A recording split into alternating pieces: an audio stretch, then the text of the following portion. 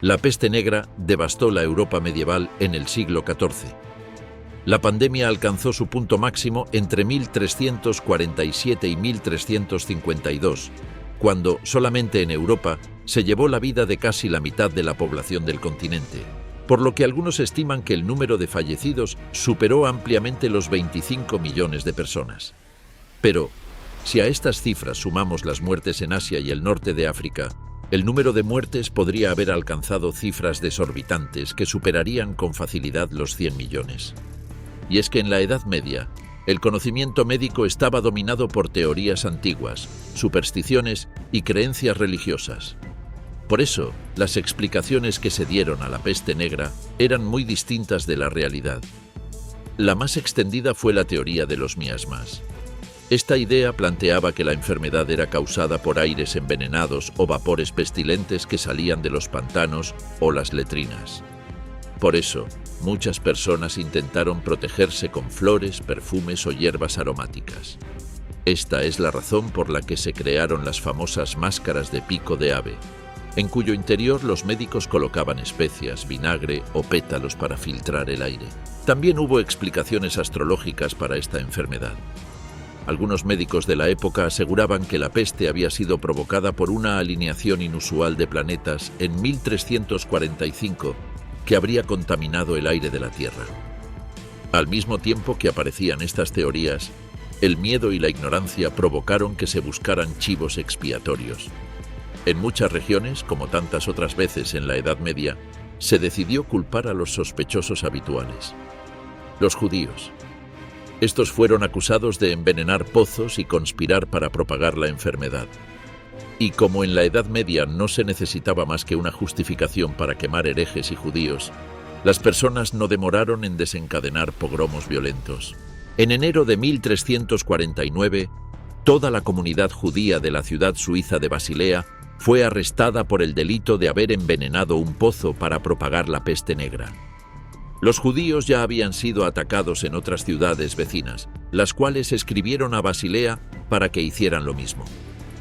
Una turba de miembros de los gremios irrumpió en el ayuntamiento de Basilea, y los concejales de la ciudad, intimidados, accedieron a declarar que a ningún judío se le permitiría regresar a la ciudad durante 200 años. Entonces, sin ningún tipo de proceso ni investigación, los mismos concejales ordenaron el exterminio de los judíos de Basilea. Todos los judíos de la ciudad fueron capturados y encerrados en una estructura de madera construida en una isla cercana del Rin. Y el 16 de enero de 1349, la estructura fue incendiada y los judíos encerrados en su interior fueron quemados vivos o asfixiados.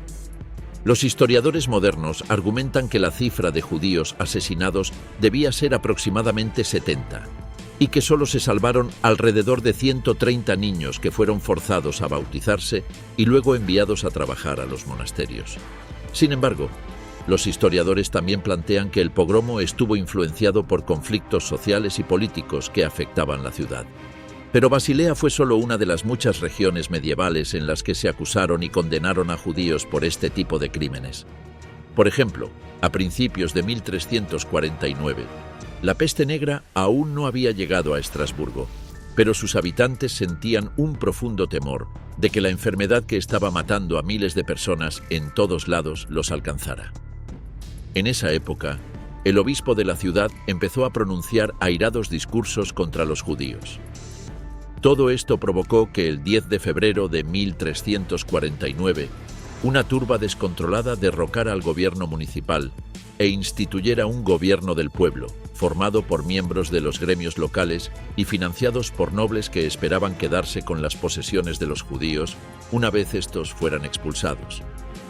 El viernes 13 de febrero, las familias judías se estaban preparando para celebrar el Shabbat, cuando un grupo de hombres enardecidos los sacó a todos de sus casas con violencia y los encarcelaron bajo la acusación de haber envenenado los pozos de agua para provocar la peste y acabar con los cristianos. Desde el amanecer, un barullo indescriptible llenó las calles de Estrasburgo. Era el sonido de la marcha, avanzando al ritmo de canciones salvajes, acompañado por los gritos de las mujeres desatadas. Cuando rompieron las barreras que cerraban la entrada del barrio judío, La multitud se precipitó en el gueto. Hombres y mujeres, niños y ancianos fueron masacrados sin piedad. Testimonio de la época. Los desconcertados judíos veían desde su encierro cómo se estaban levantando las piras donde iban a ser quemados si no renegaban de su fe y se convertían al cristianismo. Las autoridades municipales reunieron a la población en la plaza. Aunque algunos magistrados intentaron proteger a los judíos, la presión popular y de ciertos líderes locales resultó imparable. Ese día, alrededor de 2000 judíos fueron conducidos a una enorme plataforma de madera construida para la ocasión. Allí fueron quemados vivos.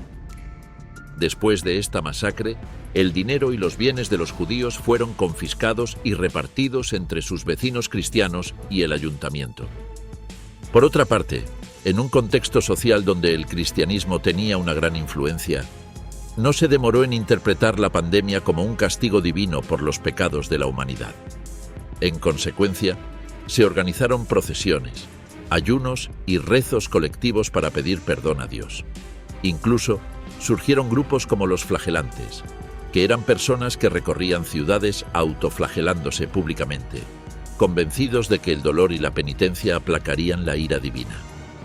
Paradójicamente, estas concentraciones de gente solo aumentaban los contagios. Pero la verdadera causa de la peste negra no fue los judíos, ni las alineaciones de los astros, sino una bacteria microscópica llamada Yersinia pestis. Este patógeno era desconocido en la Edad Media y permaneció así hasta finales del siglo XIX, cuando fue descubierto por el científico suizo Alexandre Yersin en 1894. La bacteria se aloja principalmente en pequeños roedores salvajes como marmotas, ratas y ardillas. La bacteria se transmitía a través de las pulgas que se alimentaban de la sangre de los roedores. Cuando una pulga ingería Yersinia pestis, la bacteria bloqueaba su estómago, provocando que, cada vez que intentaba alimentarse de otro huésped, vomitara la sangre infectada directamente en la herida de la picadura. De esta manera, la infección se transmitía con facilidad.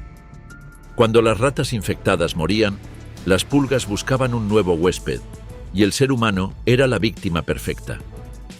Varios estudios genéticos modernos sobre ADN extraído de restos humanos medievales sugieren que la cepa que causó la peste negra se originó en regiones de Asia Central, particularmente en la zona de las estepas alrededor del lago Issyk-Kul, actual Kirguistán, y en la región de las montañas Tian Shan. También se han hallado en cementerios de esa región inscripciones que muestran un aumento inusual de muertes hacia el año 1338. Por su parte, historiadores de la época medieval, como el árabe Muhammad al-Makrizi, indicaron la aparición de la enfermedad en los kanatos mongoles a lo largo del año 1342. Dado que los mongoles de la estepa solían cazar marmotas y otros roedores, comiéndose su carne y utilizando sus pieles como abrigo, la propagación fue rápida. Sin embargo, es el notario piacentino Gabriel de Musis quien da un lugar exacto para constatar la propagación de la plaga. En su relato Historia de la enfermedad, o la gran mortandad que tuvo lugar en el año 1348 de Nuestro Señor, de Musis nombra la ciudad de Cafa, actual Feodosia en Crimea, como el primer foco de peste negra de la historia. La ciudad de Cafa era una colonia comercial genovesa, y en 1346 los mongoles tártaros la sitiaron. Durante el asedio, una epidemia de peste estalló en el campamento mongol, debilitando sus filas. Pero en lugar de retirarse, los ejércitos de la Horda de Oro mongola decidieron arrojar los cadáveres infectados a la ciudad, utilizando catapultas. Un acto que de Musis describe de la siguiente manera: los tártaros moribundos, aturdidos y estupefactos por la inmensidad del desastre provocado por la enfermedad, y dándose cuenta de que no tenían esperanza de escapar, perdieron interés en el asedio. Pero ordenaron que los cadáveres fueran colocados en catapultas y arrojados a la ciudad con la esperanza de que el hedor intolerable matara a todos los que estaban dentro. Lo que parecían montañas de muertos fueron arrojados a la ciudad, y los cristianos no pudieron esconderse, huir o escapar de ellos, aunque arrojaron tantos cuerpos como pudieron al mar. Y pronto los cadáveres en descomposición contaminaron el aire y envenenaron el suministro de agua.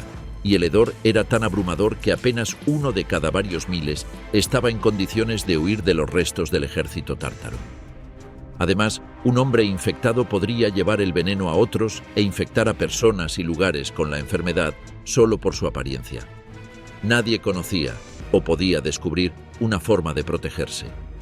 Además, otro factor que propició la rápida transmisión de la enfermedad fue la ruta de la seda, y por ella viajaban caravanas con especias, seda, porcelana y metales preciosos. En esta etapa de la Edad Media, los comerciantes iban y venían, y Génova era conocida por ser una potencia comercial.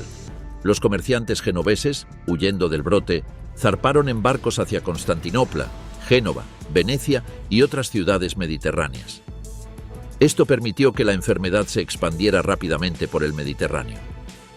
Se tiene constancia de que uno de los barcos que salió de dicha colonia genovesa en la península de Crimea, en octubre de 1347, fue propagando la enfermedad por ciudades como Constantinopla y Alejandría, hasta llegar a Mesina a finales de dicho año. Desde esa ciudad, ubicada en la región de Sicilia, era muy fácil acceder a las ciudades de la península itálica. Además, a uno de los barcos que partió de Cafa por el ataque mongol, se le negó la entrada a Génova lanzándole flechas de fuego, por lo que debió atracar en Marsella y luego en Valencia. Por su parte, las rutas terrestres permitieron la propagación desde el norte de Italia hacia Francia, Suiza y Alemania. Mientras que los grandes ríos como el Rin y el Danubio actuaron como autopistas naturales para el contagio. En cuestión de pocos meses, la peste se encontraba en toda Francia y la península ibérica. Para 1348 había alcanzado Gran Bretaña a través de los puertos del Canal de la Mancha, y en 1350 estaba presente en Escandinavia y Europa del Este. El comercio fue una de las mayores virtudes del siglo XIV. Europa estaba más conectada que nunca con el resto del mundo. Los mercaderes europeos tenían colonias comerciales en Crimea, puertos en el Mediterráneo y vínculos directos con el Medio Oriente. Era una época de globalización, pero también una época en la que no existían fronteras sanitarias. La peste viajó precisamente por esas rutas. Los barcos que zarpaban del Mar Negro rumbo a Constantinopla, Génova o Venecia no solo llevaban mercancías y marineros, sino también polizones indeseados como ratas infectadas con pulgas cargadas de la enfermedad. Cuando llegaban al puerto, el negocio prosperaba, y la peste negra también lo hacía. Basta imaginar la escena. Un barco atracando en un muelle lleno de estibadores, comerciantes, marineros curiosos. Nadie veía a las ratas que bajaban corriendo por las amarras o a las pulgas saltando de saco en saco. En tierra, los mercados medievales eran el punto de encuentro por excelencia. Allí se mezclaban campesinos, artesanos, comerciantes extranjeros y mendigos. Y en esos espacios abarrotados, el contacto humano era inevitable. Bastaba un infectado con la peste para que la enfermedad pasara de persona a persona, multiplicándose el número de contagiados. Además, las grandes ferias comerciales internacionales, como las de Champaña en Francia, eran auténticos imanes de gente. Personas de todas partes de Europa acudían a estos lugares para vender y comprar mercancías. Pero al mismo tiempo, estos encuentros también eran una auténtica fiesta para la transmisión de microbios. De esta forma, una persona enferma en Italia podía llevar el germen a Francia, y desde allí, un viajero podía trasladarlo a Inglaterra o a Alemania. El comercio, que tanto había enriquecido a Europa, se convirtió en la red de carreteras por donde viajó la muerte. Pero por estas carreteras no solo viajaban comerciantes, también lo hacían los peregrinos. La Edad Media era un tiempo de fe intensa en Dios, y miles de personas viajaban a Roma, Santiago de Compostela o Jerusalén. En su camino, llevaban consigo devoción, fe y pulgas infectadas que propagaban la enfermedad en cada ciudad. Cuando un peregrino llegaba a una ciudad europea del siglo, no llegaba a París repleta de luces, ni a la Florencia renacentista que solemos idealizar en la actualidad. Una ciudad medieval solía ser una urbe abarrotada de personas encerradas dentro de murallas que parecían protegerlos, pero en realidad Los mantenían atrapados en un espacio reducido. El aire olía a humo, a animales, a sudor y a basura. Mucha basura. Las calles de estas ciudades eran estrechas y muchas veces sin pavimentar. La lluvia formaba charcos donde se acumulaban aguas residuales. Las casas, de madera y piedra, se apiñaban unas sobre otras, casi sin dejar espacio para que corriera el aire. En muchos lugares, los desechos humanos se tiraban directamente por las ventanas o se acumulaban en pozos negros que se desbordaban con facilidad. Imagina por un instante tener que vivir ahí. Cada esquina era un foco infeccioso. El alcantarillado y el abasto de agua eran pésimos o inexistentes. La densidad poblacional era otro factor decisivo. Por ejemplo, Londres, hacia 1340, tenía unos 80.000 habitantes, apiñados en un espacio reducido y sin sistemas modernos de ventilación o alcantarillado. Las epidemias, incluso antes de la peste negra, ya eran comunes en estas regiones. Brotes de disentería, fiebre tifoidea o lepra circulaban sin freno. La peste encontró así un terreno fértil. Una persona infectada podía contagiar a su familia, a sus vecinos y luego a todo un barrio en cuestión de días. A todo esto, hay que sumar la convivencia con los animales. En las ciudades medievales no existía una separación clara entre espacios humanos y animales. Caballos, burros, cerdos y gallinas circulaban libremente, compartiendo el mismo suelo que los niños que jugaban en la calle. Y claro, también estaban las ratas, especialmente la rata negra, que encontraba en los almacenes de grano un festín interminable y en las casas humanas un refugio cálido. Si las ciudades medievales eran el escenario perfecto, los actores principales de esta tragedia fueron, sin duda alguna, las ratas y las pulgas. Hoy las vemos como criaturas desagradables, pero en el siglo XIV eran compañeras inseparables de los humanos. Estaban en todas partes, en los barcos, en los graneros, en las cocinas, en las posadas. La más famosa fue la rata negra, pequeña, ágil, amante de los techos y de los lugares cálidos. Nadie en la Edad Media imaginaba que este animalito sería el vehículo silencioso de la mayor catástrofe sanitaria de este periodo histórico. Las pulgas, por su parte, eran las verdaderas transmisoras de la peste. Una pulga infectada al alimentarse de la sangre de una rata portadora se convertía en un peligro mortal. Cuando las ratas morían por la enfermedad, las pulgas, hambrientas, buscaban nuevos anfitriones. Y los humanos estaban siempre cerca. Una picadura bastaba para que la peste bubónica comenzara su trabajo letal. Fiebre alta, bubones dolorosos en axilas e ingles, delirio, hemorragias y, en cuestión de días, la muerte. Pero la cosa no quedaba ahí. En muchos casos, la bacteria pasaba a la sangre provocando peste septicémica o llegaba a los pulmones, transformándose en peste neumónica, mucho más contagiosa y capaz de transmitirse de persona a persona por el aire. Si lo pensamos bien, la epidemia de la peste negra fue un trabajo en equipo. La bacteria Yersinia pestis, las pulgas como transmisoras, las ratas como vehículos y los humanos debilitados como víctimas perfectas. Y es que la debilidad del propio cuerpo humano fue otro factor biológico crucial. Europa arrastraba desde principios del siglo XIV una serie de malas cosechas y hambrunas.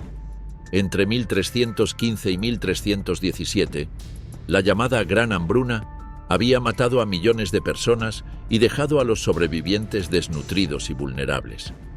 En ese estado, cualquier infección podía ser mortal, y la peste negra, con su agresividad, encontró pocas resistencias. Y es que cuando pensamos en la peste negra solemos imaginar ratas, pulgas y barcos mercantes, pero hay un factor menos evidente que fue igual de importante: el clima. El siglo XIV no fue un periodo cualquiera en la historia ambiental de Europa. En esta etapa, Europa estaba entrando en lo que los historiadores llaman la Pequeña Edad de Hielo, una fase de enfriamiento que comenzó hacia el 1300 y que duró varios siglos. Y seguro te preguntas, ¿qué tiene que ver el clima con la peste negra?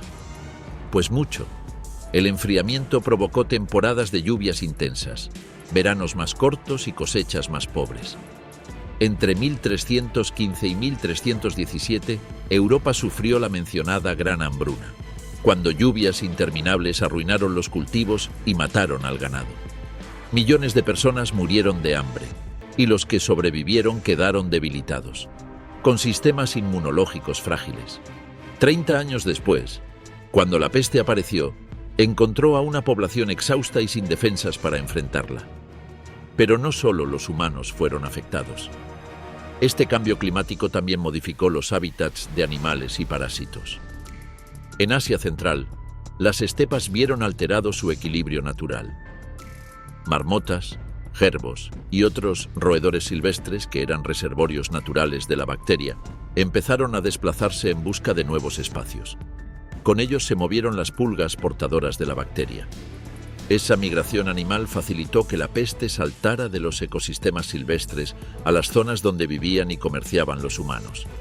Además, el clima influyó en las costumbres de almacenamiento de los granos. En tiempos de escasez, almacenar de manera correcta los alimentos se volvió fundamental. Al mismo tiempo, los graneros se convirtieron en auténticos imanes para las ratas negras, que encontraron allí un lugar cálido y lleno de comida. Y donde había ratas, había pulgas. Así, cada depósito de trigo o cebada era, sin que nadie lo supiera, una incubadora de la peste. Pero los inviernos fríos y veranos húmedos también crearon las condiciones ideales para la supervivencia de las pulgas. En climas demasiado secos o calurosos, estos parásitos tienen dificultades para prosperar, pero en el ambiente templado y húmedo de la Europa del siglo XIV, su ciclo de vida se mantuvo estable. El resultado fue una población de pulgas abundante, lista para saltar de rata en rata y de rata a humano.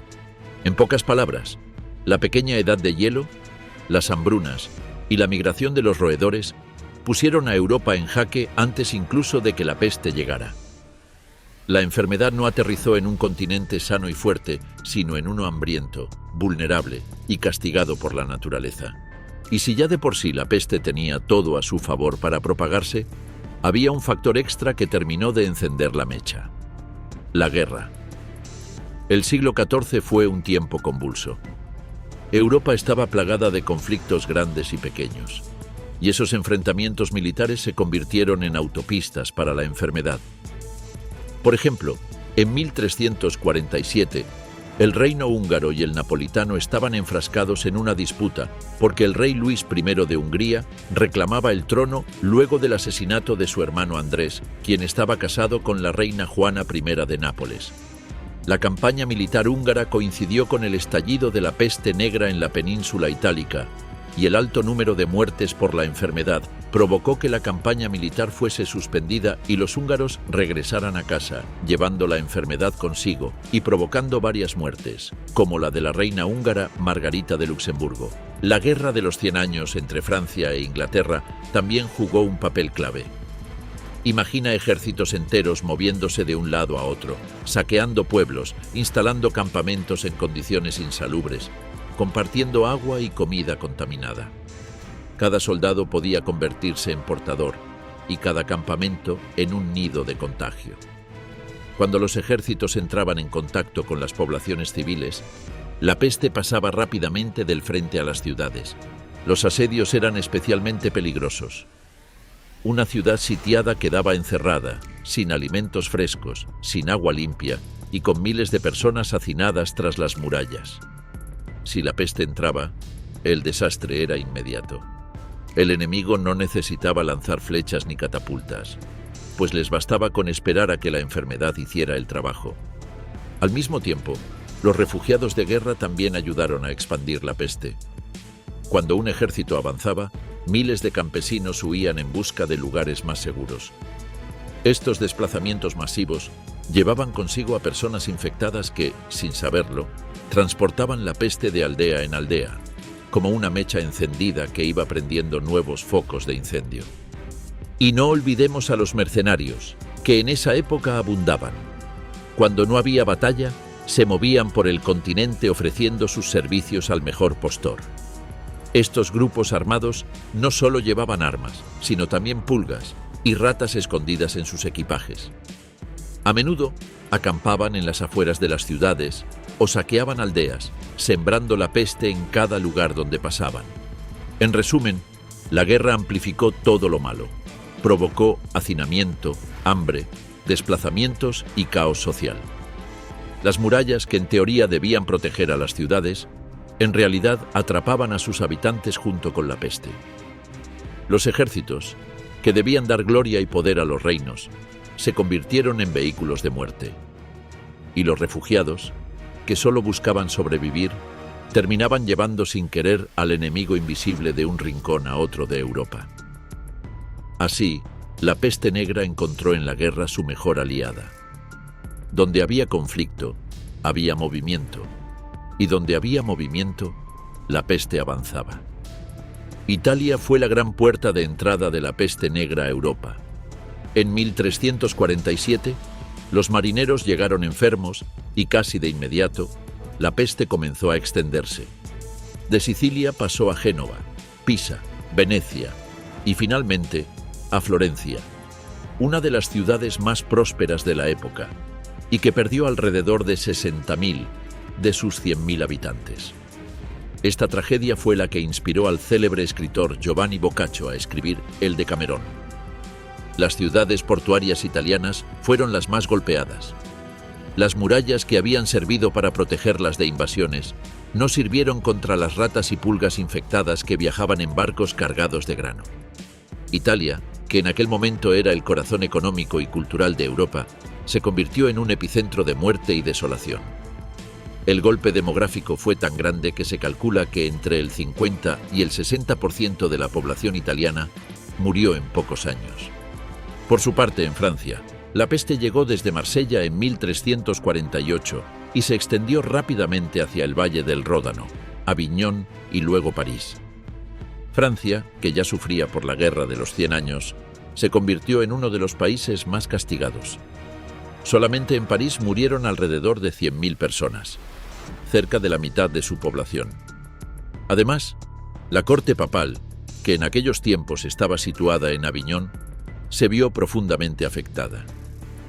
Debido al colapso de los cementerios, el Papa Clemente VI llegó a consagrar el río Ródano entero para que se pudieran arrojar cuerpos sin la necesidad de entierros religiosos individuales.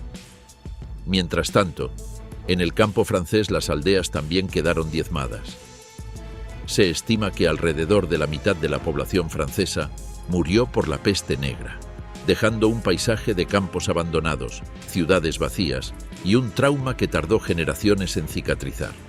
Y al igual que Francia e Italia, la península ibérica no tardó en ser alcanzada por la peste. En 1348, los primeros brotes se detectaron en Barcelona y Valencia, puertos muy activos en el comercio mediterráneo. Desde allí se extendió hacia Aragón, Castilla y Portugal, alcanzando incluso las aldeas más aisladas. El impacto fue desolador, pues en solo 2 años la población peninsular se redujo a casi la mitad, afectando por igual a nobles y campesinos. Hasta el rey Alfonso XI de Castilla murió víctima de la peste en 1350, durante el asedio a Gibraltar. Las ciudades castellanas quedaron despobladas, y muchas aldeas rurales nunca se recuperaron y quedaron abandonadas para siempre. Al mismo tiempo, la peste llegaba a Inglaterra, probablemente a través del puerto de Dorset, y en 1349 ya había alcanzado la ciudad de Londres. La capital sufrió una catástrofe, pues de sus aproximadamente 70.000 habitantes, murieron casi 40.000, mientras que otras ciudades como Norwich y Bristol quedaron prácticamente despobladas. La rapidez del contagio fue impresionante, y en cuestión de meses, la peste atravesó todo el país y alcanzó Escocia. El impacto fue tan grande que Inglaterra cambió para siempre. En el ámbito religioso, el clero inglés se vio duramente afectado, pues muchos sacerdotes murieron atendiendo a enfermos, lo que debilitó la autoridad moral de la Iglesia. Además, la peste también dejó huellas en la cultura. La obsesión con la muerte y lo macabro se reflejó en el arte y en la literatura inglesa de los siglos siguientes. Por su parte, lo que hoy llamamos Alemania era conocida en la Edad Media como el Sacro Imperio Romano Germánico, que también abarcaba territorios de Europa Central. Allí, la enfermedad se expandió rápidamente por las ciudades del Rin y del Danubio, alcanzando importantes centros como Colonia, Maguncia y Nuremberg. La mortalidad en muchas urbes alcanzó el 60%, dejando calles desiertas y barrios enteros abandonados. Sin embargo, lo que distingue el caso alemán no es solo la magnitud de la epidemia, sino también la violencia social que desató. Las comunidades judías, numerosas y asentadas desde hacía siglos, fueron acusadas de envenenar pozos y propagar la peste. Pogromos brutales estallaron en muchas ciudades, provocando también un quiebre cultural y social, pues se destruyeron tradiciones judías centenarias en la región. Más al norte del continente, también se vieron afectados por la peste negra. El aislamiento geográfico no fue suficiente, pues el comercio marítimo actuó como vector y la peste fue llevada por barcos que zarpaban desde Inglaterra hacia Noruega. El impacto en Escandinavia fue devastador, especialmente en Noruega, donde se estima que murió hasta el 60% de la población, uno de los índices más altos del continente. Bergen, un importante puerto comercial, fue uno de los primeros focos, y desde allí la enfermedad se propagó hacia las zonas rurales. La catástrofe fue tan grande que gran parte del campo noruego quedó despoblado y muchas granjas quedaron abandonadas durante generaciones. En Suecia y Dinamarca, la mortalidad también fue muy alta, aunque un poco menor que en Noruega. La despoblación tuvo efectos duraderos. Noruega entró en una profunda crisis política y económica que la debilitó tanto que en 1380 terminó uniéndose con Dinamarca. Un caso particular dentro de Europa en la historia de la peste negra es Polonia. Aunque la epidemia llegó a Europa Central hacia 1349 a 1351, Polonia parece haber sufrido mucho menos que sus vecinos. Los historiadores han elaborado varias teorías para explicar esta relativa resistencia. Una de ellas es la baja densidad urbana, debido a que, a diferencia de Italia o Francia, Polonia tenía menos ciudades grandes y más población rural dispersa, lo que dificultaba la propagación de la peste. Otra hipótesis señala las medidas tomadas por el rey Casimiro III el Grande, quien habría impuesto controles más estrictos en las fronteras y ordenado cuarentenas en aldeas afectadas, reduciendo de esta forma la circulación de personas y mercancías infectadas. Los historiadores también plantean que las principales rutas comerciales estaban más orientadas al sur y al oeste de Europa, por lo que no atravesaban de lleno el territorio polaco, lo que limitó la entrada de la enfermedad. Aún así, hubo brotes en ciudades como Cracovia, pero la mortalidad fue considerablemente menor que en Alemania o Escandinavia. Esta aparente inmunidad relativa permitió que Polonia saliera de la crisis demográfica con más estabilidad que otros reinos europeos, lo que en parte contribuyó a su fortalecimiento en los siglos posteriores. Al igual que en cualquier otra epidemia medieval, los pobres y campesinos fueron los más castigados por la peste negra. Estos vivían hacinados en casas pequeñas de madera o barro, compartiendo el espacio con animales domésticos y rodeados de basura. Unas condiciones que eran el hábitat ideal para las ratas negras y sus pulgas. Además, los pobres y campesinos sufrían de desnutrición debido a las malas cosechas y hambrunas de principios del siglo XIV, lo que debilitó sus defensas naturales. Mientras los nobles y ricos podían huir a villas rurales más aisladas, los campesinos no tenían escapatoria. En muchas aldeas, la mortalidad fue tan alta que quedaron completamente despobladas, con campos abandonados y tierras sin cultivar, transformando para siempre la estructura rural de Europa. Por su parte, las ciudades medievales, especialmente las portuarias, estaban superpobladas, con calles estrechas, basureros al aire libre y cloacas improvisadas, lo que facilitó la propagación. La enfermedad se expandía rápidamente en mercados y plazas, donde la gente se aglomeraba para comprar y vender. Aquí, los más golpeados fueron los artesanos, los pequeños comerciantes, aprendices y sirvientes, quienes vivían en barrios hacinados sin posibilidades de escapar. Pero tanto en las aldeas como en el campo, los niños y jóvenes fueron uno de los grupos más vulnerables. Sus cuerpos, más frágiles y con sistemas inmunológicos menos desarrollados, sucumbían rápidamente a la peste. En los primeros brotes de 1347 a 1353 ya se vio una gran mortalidad infantil, pero el golpe más duro llegó en 1361, cuando apareció un rebrote de la enfermedad conocido como la peste de los niños. Esta ola epidémica pareció atacar con más virulencia a menores y adolescentes, dejando a muchas familias completamente diezmadas. La pérdida de un número tan grande de jóvenes tuvo unos efectos sociales devastadores. Para empezar, había menos herederos para continuar los linajes de los nobles, escaseaban los aprendices en los talleres urbanos y había poca mano de obra para trabajar en el campo. La sociedad medieval quedó traumatizada, y los artistas comenzaron a reflejar su angustia con canciones, relatos y pinturas que aludían a la fragilidad de la juventud frente a la muerte. Europa era un continente debilitado con la sensación de que algo maligno le había robado el futuro.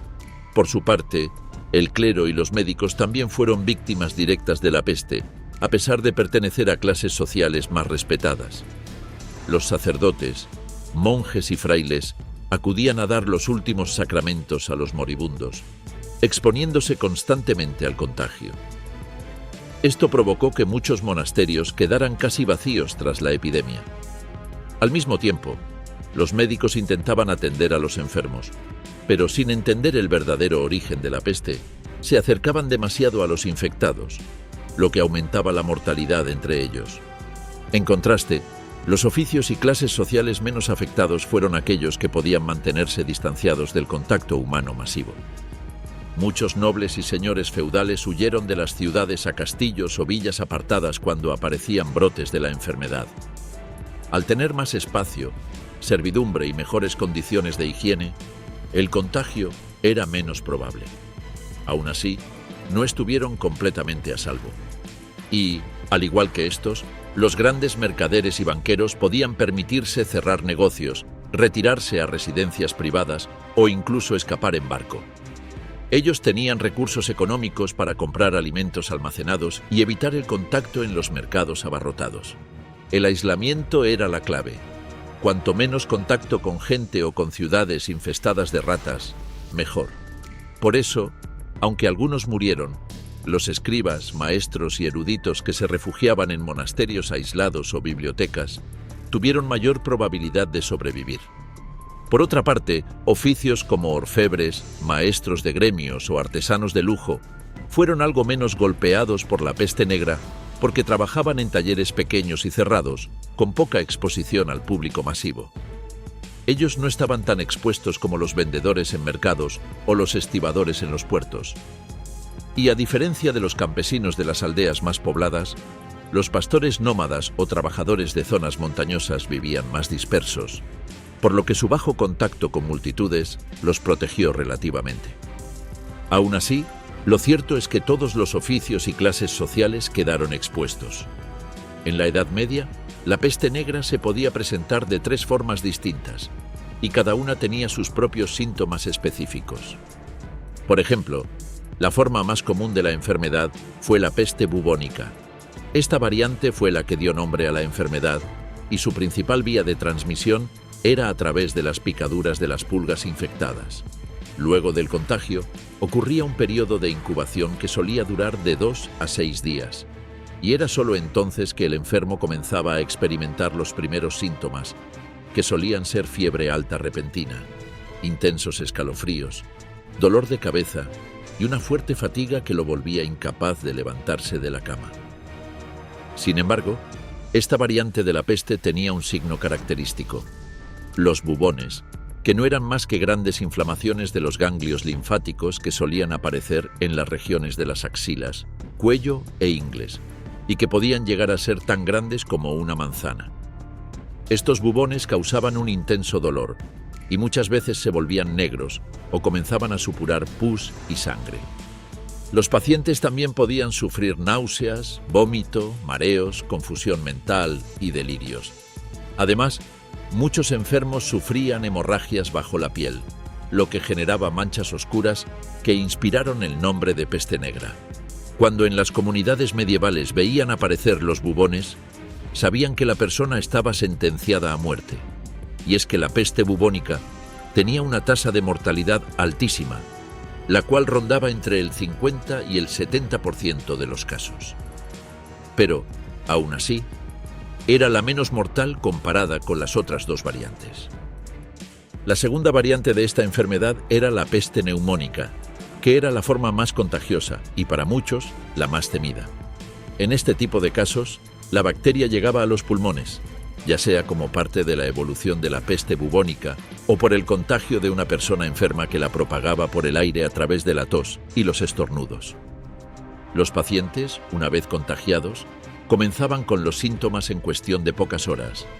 Experimentaban fiebre alta, dolor en el pecho, escalofríos intensos y una tos seca que pronto se acompañaría de expulsión de sangre. Este último era uno de los signos más aterradores y evidentes de la variante neumónica.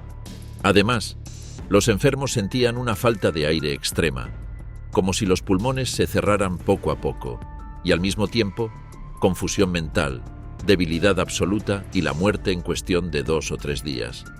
Pero lo que realmente volvía tan peligrosa a esta variante era su capacidad de propagarse rápidamente. La peste neumónica convertía el aire en una trampa mortal, por lo que bastaba con un solo enfermo para desatar un brote y causar estragos en las ciudades medievales. Sin embargo, la peste neumónica tampoco fue la variante más mortífera. Este triste honor corresponde a la peste septicémica. Esta variante ocurría cuando la bacteria entraba en el torrente sanguíneo después de que se diseminase por todo el cuerpo. Los síntomas aparecían de manera repentina y eran brutales. Al igual que las otras formas de la enfermedad, en esta las personas también experimentaban fiebre muy alta, escalofríos, mareos y debilidad. Sin embargo, lo más aterrador eran los efectos visibles en la piel, pues a los pacientes les aparecían manchas moradas y negras que eran producto de las hemorragias internas. Poco a poco, los dedos, la nariz y las orejas comenzaban a necrosarse, tornándose negras antes de morir. Los enfermos con este tipo de peste podían presentar un fuerte dolor abdominal, diarreas y vómitos con sangre, y lo cierto es que el sistema circulatorio colapsaba tan rápido que muchas personas morían en menos de 24 horas una vez que aparecían los síntomas. Incluso, la mayoría de los enfermos fallecía antes de desarrollar los bubones característicos de la enfermedad, y esto solo aumentaba el terror entre los hombres y mujeres medievales, porque parecía que la muerte golpeaba sin aviso alguno. Para muchos hombres y mujeres medievales, la peste no era una enfermedad natural, sino una especie de castigo divino. Por eso, uno de los tratamientos más difundidos fue la penitencia religiosa.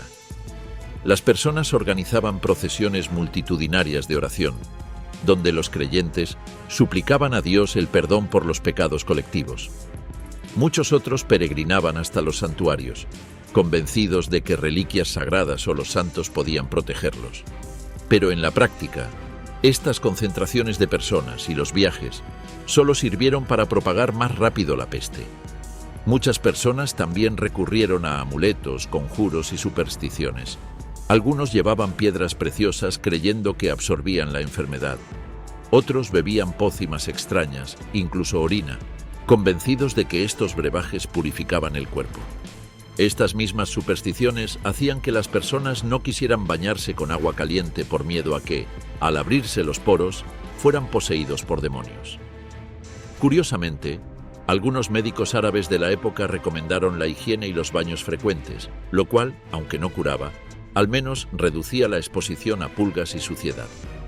Ahora, imaginen el panorama que provocó la peste negra en la Europa medieval.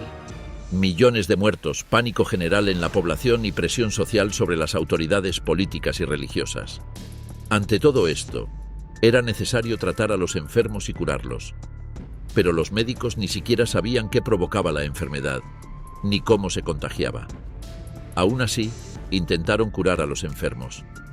El tratamiento más común para la peste negra se basaba en la antigua teoría de los 4 humores, que eran sangre, bilis amarilla, bilis negra y flema.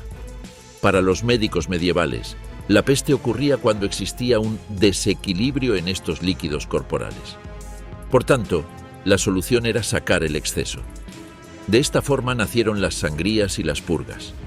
Los médicos o barberos sangradores abrían una vena con cuchillas o utilizaban sanguijuelas para extraer la sangre. Mientras que en otros casos, administraban laxantes o sustancias que provocaban vómitos. ¿Y qué sucedió? Pues los pacientes no mejoraron, sino que se debilitaron todavía más. Los enfermos estaban exhaustos por la fiebre, y estos procedimientos solo servían para acelerar la muerte. Sin embargo, muy pocos se atrevían a contradecir los manuales médicos que aconsejaban oficialmente el uso de sangrías y hasta pinchar los bubones para que supuraran el veneno interno, una práctica que solo favorecía las infecciones secundarias.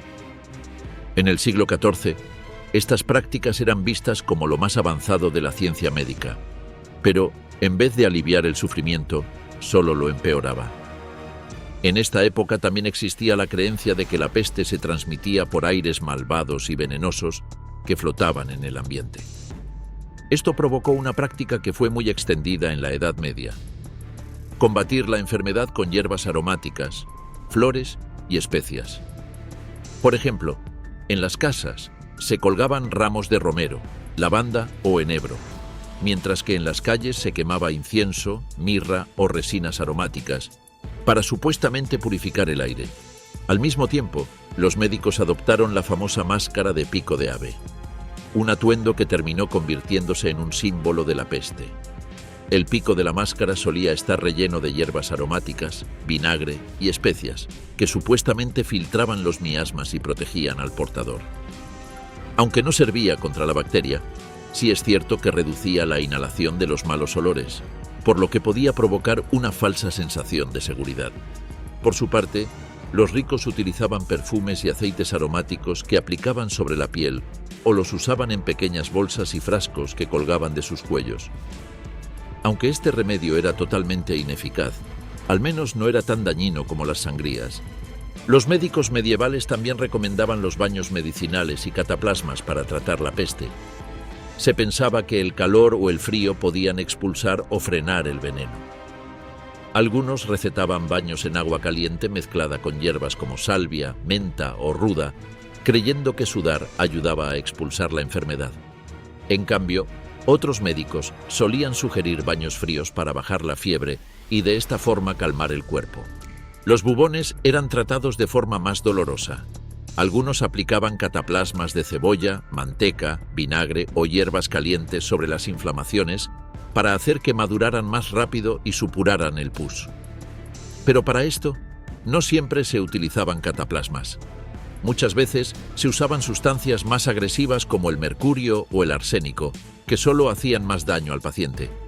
Y si estos métodos no funcionaban, como era probable que ocurriera, los bubones se cauterizaban con hierro candente, una práctica que causaba un dolor extremo a los enfermos.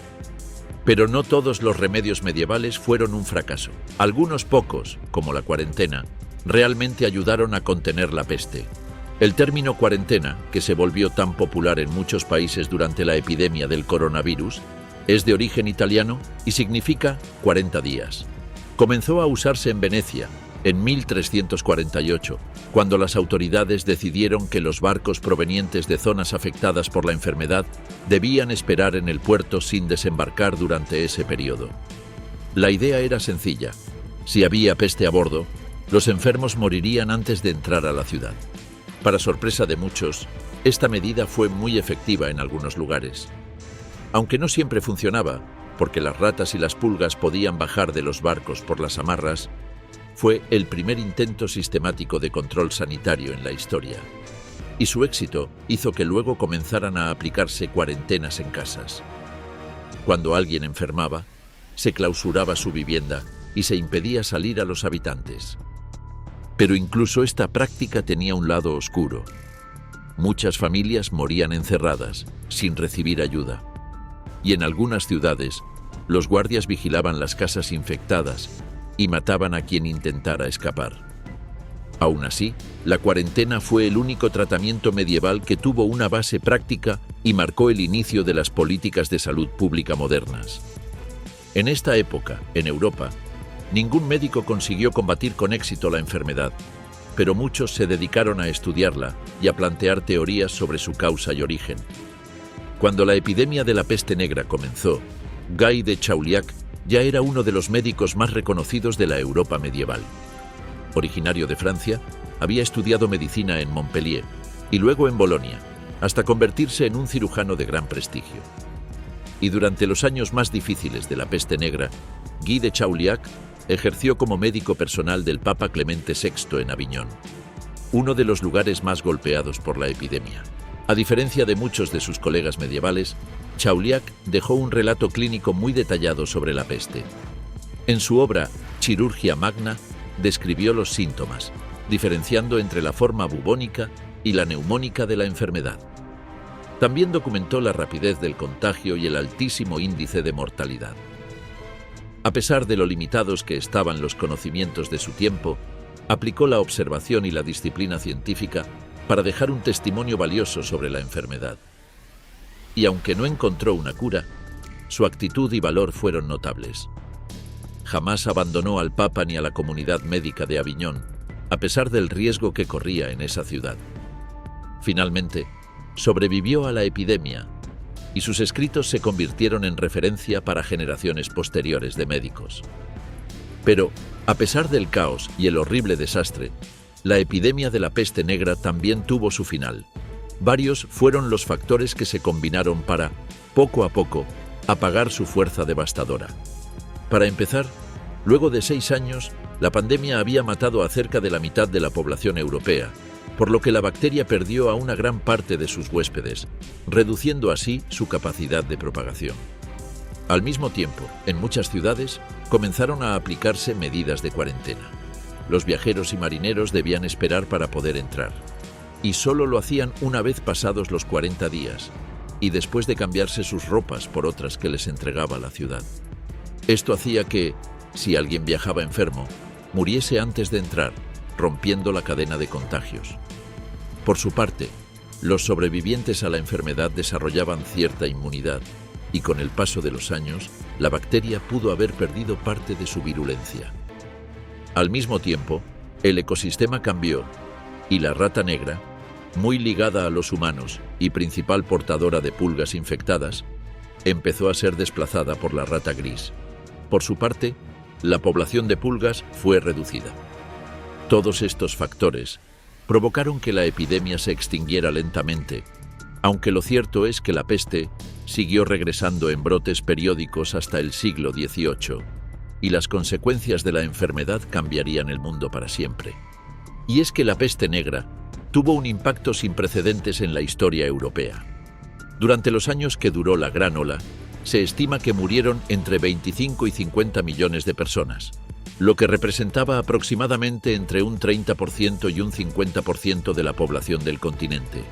Sin embargo, en algunas regiones de Italia, Francia, España o Noruega, la mortalidad superó el 60%, dejando ciudades y pueblos semivacíos. Familias enteras desaparecieron. Varios linajes de familias nobles vieron alterada la línea de sucesión por la muerte de los herederos y comunidades enteras quedaron reducidas a casi nada. La devastación fue enorme. Por ejemplo, Florencia perdió más de la mitad de sus habitantes, al igual que París. Por su parte, otra gran urbe medieval como Londres quedó reducida casi en un tercio. Muchas aldeas desaparecieron por completo, y los pocos sobrevivientes se trasladaron a otros lugares en busca de mejores condiciones. Se calcula que solamente en Inglaterra quedaron abandonadas cerca de 1000 aldeas. En el campo, la falta de campesinos para trabajar la tierra obligó a dejar miles de hectáreas improductivas, lo que modificó radicalmente el paisaje. Pero sobre todo, se produjo una gran escasez de mano de obra que provocó que los salarios aumentaran, pues los campesinos y obreros sobrevivientes podían exigir mejores condiciones de trabajo. En muchos lugares, los campesinos aprovecharon la situación para romper con la servidumbre feudal. Si un señor no les ofrecía mejores condiciones, podían trasladarse a otro que sí lo hiciera. Los señores feudales, acostumbrados a disponer de abundante fuerza de trabajo barata, se encontraron con campos sin cultivar y granjas vacías. Esto debilitó la estructura rígida del feudalismo y abrió la puerta a relaciones laborales más flexibles. Sin embargo, los reyes y nobles intentaron frenar esta tendencia con leyes que congelaban salarios y prohibían a los campesinos abandonar sus tierras. Pero esto solo generó tensiones sociales que terminaron estallando en revueltas como la Jacquerie en Francia en 1358 o la revuelta campesina en Inglaterra en 1381. La peste también transformó el paisaje económico. Menos campos cultivados significaban más tierras destinadas a pastoreo, lo que favoreció el desarrollo de la ganadería. Además, la escasez de trabajadores impulsó innovaciones técnicas para contrarrestar la dependencia del esfuerzo humano. De esta forma, se puede afirmar que una de las consecuencias de la peste negra a largo plazo fue favorecer a una economía más dinámica y flexible, lo que aceleró el fin del feudalismo. Pero al corto plazo, el comercio internacional se resintió, pues las rutas comerciales se paralizaron por miedo al contagio y muchas ferias medievales importantes perdieron protagonismo. Además, la caída de la población redujo la demanda de bienes, lo que hundió los precios y provocó importantes crisis en los gremios artesanales. Sin embargo, una vez terminada la pandemia, los trabajadores eran más valiosos que nunca, pues la mano de obra se volvió escasa. Esto les dio mayor poder de negociación frente a los señores feudales y muchos lograron mejores salarios, reducción de cargas de trabajo y hasta ser libres de la servidumbre. No obstante, la nobleza intentaría mantener sus privilegios. Pero la peste negra no solo impactó la economía europea, sino que también dejó una profunda huella en la cultura medieval. La muerte masiva marcó la mentalidad de la época, y en el arte aparecieron motivos como la danza macabra, que mostraba esqueletos llevándose a personas de todas las edades y clases sociales, recordando que nadie escapaba de la muerte. No obstante, si hubo una institución medieval golpeada fuertemente por la pandemia, esa fue sin duda la Iglesia. Durante siglos, esta había sido la gran autoridad moral e intelectual en Europa. Pero la incapacidad de clérigos y religiosos para detener la peste, junto con su propia altísima mortalidad, hizo que muchas personas perdieran la fe. Los hombres y mujeres medievales interpretaron la peste como un castigo divino, lo que llevó a procesiones de penitencia y a la aparición de grupos que recorrían ciudades autoflagelándose para pedir perdón a Dios. Estos movimientos a menudo chocaban con la autoridad papal, debilitando aún más la unidad de la Iglesia.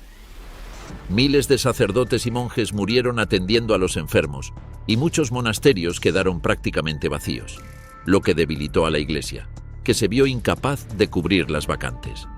Para compensar este problema, se ordenaron apresuradamente nuevos clérigos, pero la mayoría no tenía ni la vocación ni la preparación, lo que deterioró la calidad de la vida religiosa en la Edad Media. Además, el Papa Clemente VI, quien vivía en Aviñón, tuvo que enfrentarse a la crisis que asoló la región francesa. Y aunque sobrevivió, el hecho de que incluso la corte papal estuviera rodeada de muerte afectó severamente la imagen de la institución. Esto provocó un profundo desencanto religioso que abrió el camino para una espiritualidad más individual y crítica que, con el tiempo, alimentaría los movimientos reformistas. ¿Y tú, luego de haber visto todo esto, te gustaría vivir en la Edad Media? Déjanos la respuesta en los comentarios y no olvides suscribirte para que no te pierdas nuestros próximos videos.